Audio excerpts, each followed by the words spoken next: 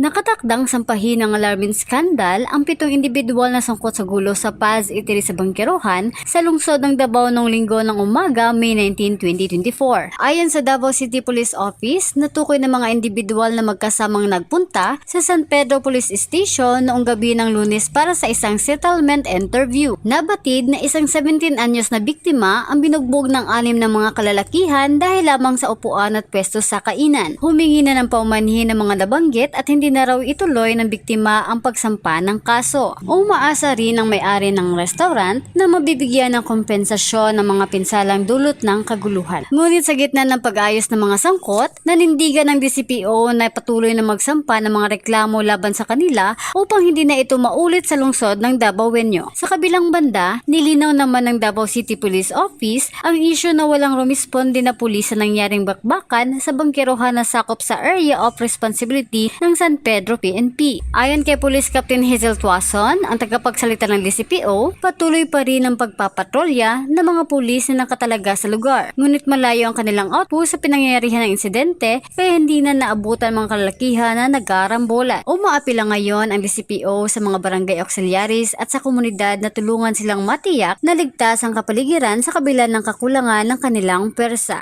Mula dito sa Davao City, Charlotte Mayol para sa Radyo Alternatibo Balita Nationwide.